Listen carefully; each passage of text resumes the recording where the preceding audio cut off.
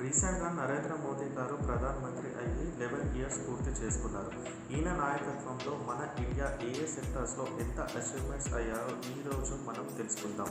ముందుగా ఇలాంటి interesting topics కోసం ఛానల్ని సబ్స్క్రైబ్ చేసుకోండి. Number 1, economic reforms.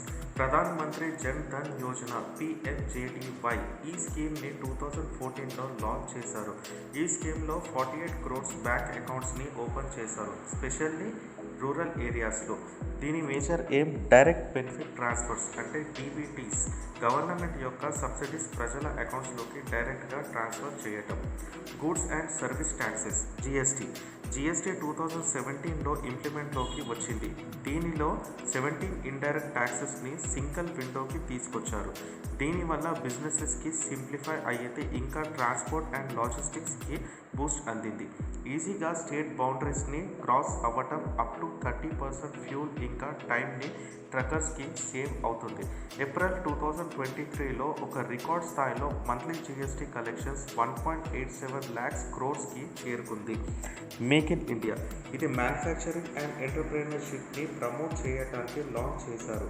దీనివల్ల ఈజ్ ఆఫ్ డూయింగ్ బిజినెస్ ర్యాంకింగ్లో ఇండియా 2014లో 142 నుండి 2019లో 63 వరకు చేరుకుంది.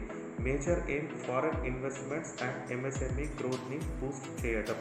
Mudra Yojana 15 lakhs crores of రూపీస్ని 29 crores లోన్స్ శాంక్షన్స్ చేశారు.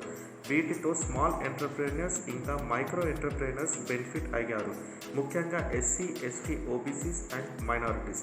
ఎకనామిక్ గ్రోత్ ఇండియా గ్లోబల్లీ ఈ డికేడ్లో 11th నుండి 4th లార్జెస్ట్ ఎకనామీగా ఎదిగింది. ఫైనాన్షియల్ ఇయర్ 2023లో ఒక రికార్డ్ స్థాయిలో ఎక్స్పోర్ట్స్ $770 billion చేరింది. వీటిలో 50% ఎలక్ట్రానిక్ గూడ్స్ ఎక్స్పోర్ట్స్. మిగతా విషయాలు మనం పార్ట్ 2లో తెలుసుకుందాం. వీడియోని లైక్ చేయండి, ఛానల్ని సబ్స్క్రైబ్ చేసుకోండి.